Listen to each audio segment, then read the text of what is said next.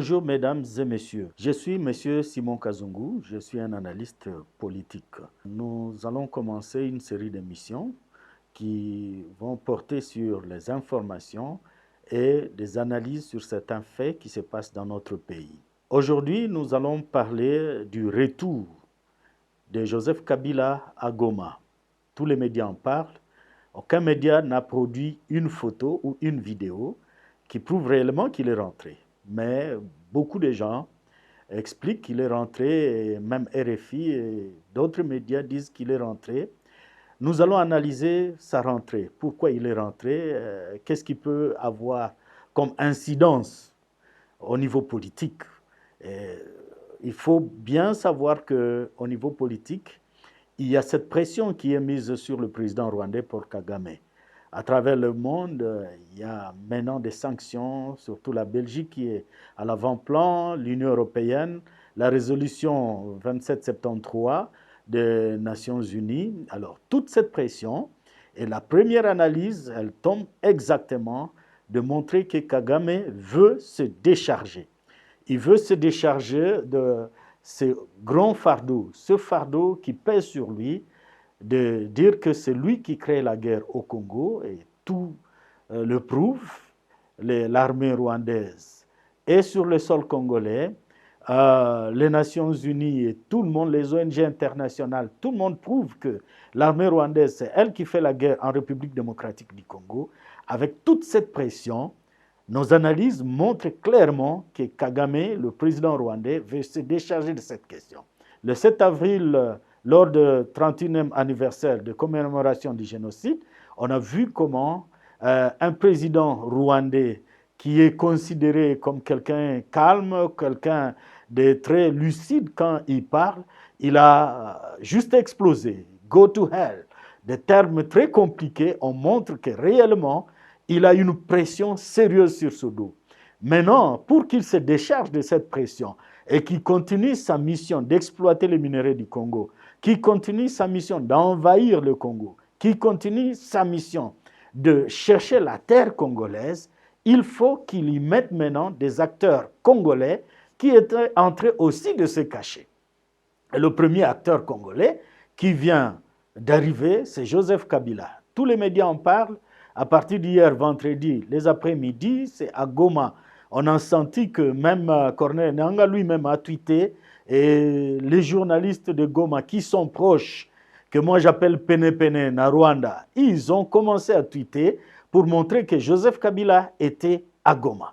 C'est-à-dire, le président rwandais veut se décharger de la question, il veut que ce soit une question congolo-congolaise. Dans toutes les grandes conférences, j'ai été personnellement à suivre la conférence qui était la conférence qui était à Tashkent, où les Rwandais se disent que le problème congolais n'est pas un problème qu'il faut mettre sur le dos du Rwanda, mais que c'était un problème congolo-congolais et que c'était des Congolais qui devaient s'entendre à part ces grands problèmes, ces grands phénomènes qu'on appelle phénomènes FDLR.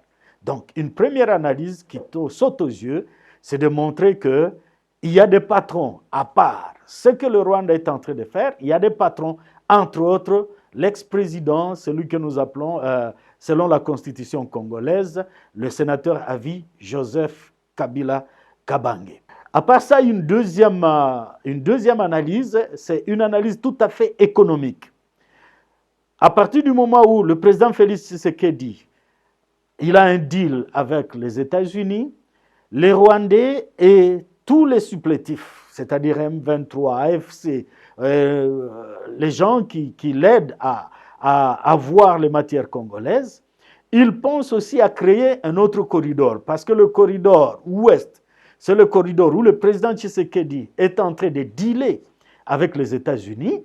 Maintenant, il y a aussi une suspicion de la création d'un autre corridor, où même certains autres États se cachent avec ce corridor, où on veut dealer directement à partir de l'Est avec la Chine.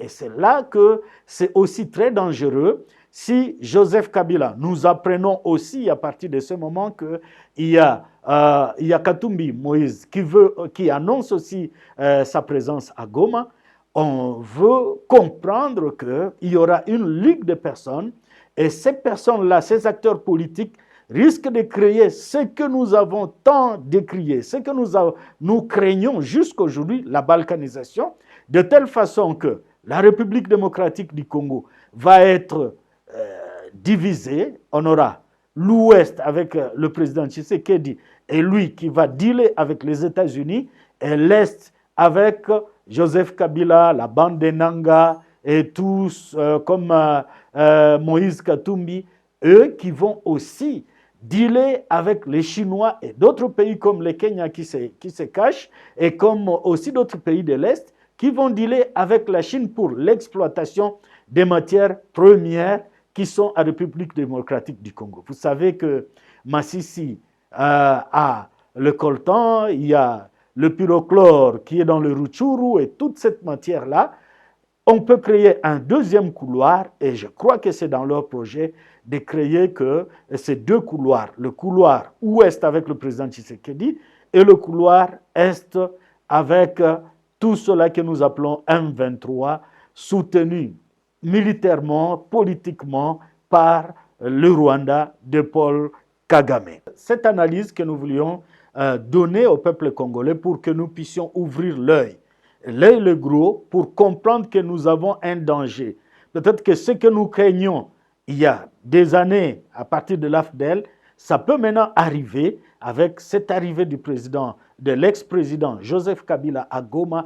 Il vient réellement montrer que je suis derrière cette histoire depuis longtemps.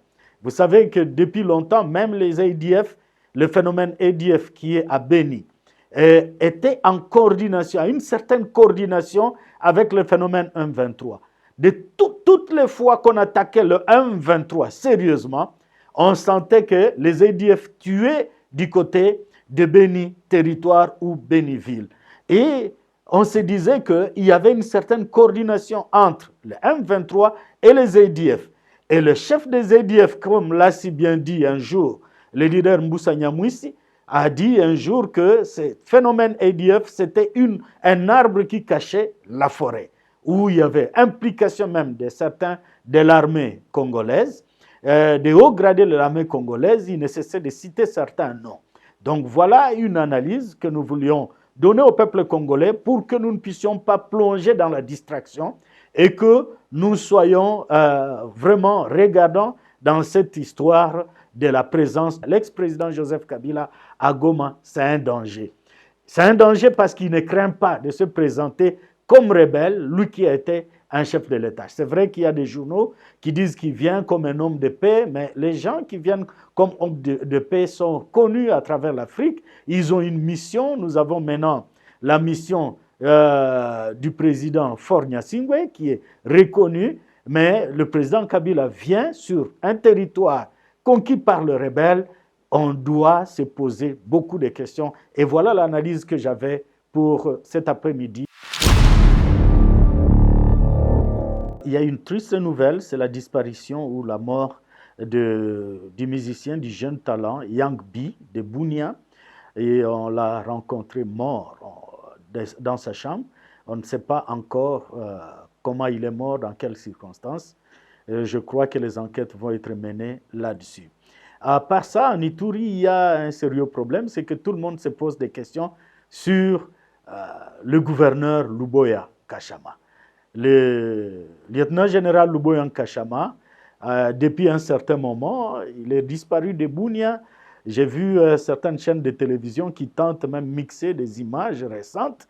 Il est où et pourquoi il reste là où il est et il ne rentre pas à Bunia? C'est une question que les Ituriens sont en train de se poser. Il y a aussi en Ituri le retour du chef Kawa. Kawa qui est venu de l'Ouganda et qui revient, il dit pour la paix. Il dit qu'il vient combattre aussi les groupes armés qui sont en train de naître. Vous savez que l'Ituri, maintenant, il y a naissance de beaucoup de groupes armés. Je vois même que hier, dans la plénière qu'a dirigé le vice-président du Sénat, José Kalala Wakalala, il y a eu une motion d'information d'un sénateur de l'Ituri qui a parlé de la naissance des groupes armés. Nous allons aussi vous informer par rapport au Nord Kivu. Ce sont les violences sexuelles. Les ONG qui parlent des femmes ont constaté qu'il y a eu seulement pour ce premier trimestre 2025 250 cas de viol au niveau du territoire de Lubero. La question, c'est de savoir qui viole, pourquoi on viole. Si vous voulez, vous pouvez nous contacter pour que nous puissions vous fournir encore une fois de la matière par rapport à ces violences sexuelles que nous sommes en train de déplorer en un seul trimestre. 250 cas de viol, c'en est trop et cela doit cesser. Au point de vue Nord Kivu, toujours, c'est le renfort des positions des rebelles M23 dans différents axes. Il y a l'axe Lubero, il y a l'axe Kanyaruchinya vers le Nyiragongo. Ils sont en train de renforcer leurs troupes et on se demande pourquoi. Au Sud Kivu, c'est la reconquête de beaucoup de localités par les groupes d'autodéfense Wazalendo. Ils sont en train de reconquérir beaucoup de villages. Ils étaient cette semaine tout près de l'aéroport de Kavumu et les gens se disaient quelle magie ils sont en train d'utiliser pour reconquérir tout ce territoire là où peut-être l'armée ne pouvait pas avoir beaucoup de choses à faire. Pour ce qui est du Kivu tout entier, c'est la polémique autour de la question de cesser le feu des Wazalendo. Faut-il que les Wazalendo respectent un certain cessez-le-feu qui a été décrété, si pas dit par l'honorable Willy Mishiki? Il y a des groupes armés ou le groupe de Wazalendo qui se disent qu'ils ne sont pas concernés par ce cessez-le-feu parce qu'il est constaté que toutes les fois que l'ennemi ou les M23, les RDF renforcent leur position, on appelle nos troupes à un certain cessez-le-feu. Le Sud Kivu, je voulais annoncer qu'il y a beaucoup de villages reconquis par les Wazalendo. Vous allez aussi être informé que le président de la République a été au Nord Katanga, à Lubumbashi, où il a inauguré le centre Félix Tshisekedi, un centre médical, et il est reconnu que c'est un centre tout à fait moderne où les gens n'auront plus besoin d'aller se faire soigner ailleurs ou se faire soigner à l'extérieur du pays. La polémique, c'est autour de ce que le président Tshisekedi a dit. Il a dit qu'il avait un rêve, comme l'avait si bien dit Martin Luther King, I have a dream. J'ai un rêve. Et le président Tshisekedi, on se demande pourquoi les gens font une certaine polémique par rapport à ce rêve, le rêve qui est de relier certains coins de la République par le chemin de fer, alors que c'est un projet qui est connu et qui doit être exécuté, le chemin du corridor ouest qui relie le port de Lobito aux eaux profondes de Banana. Kinshasa, on continue à parler des pluies qui ont fait des victimes à travers la ville, surtout dans la partie est de la ville de Kinshasa, où les gens sont pris en charge, la population qui a été victime des inondations est prise en charge par l'État et ils sont au stade du 20 mai, stade Tata Raphaël, comme on le dit assez souvent. Mesdames et messieurs, nous vous prévenons déjà que chaque week-end, chaque samedi, nous aurons une analyse, l'analyse de Simon Kazungu, où nous allons vous informer de la République démocratique du Congo et plus particulièrement de l'Est et faire des analyses politiques du moment. Merci beaucoup.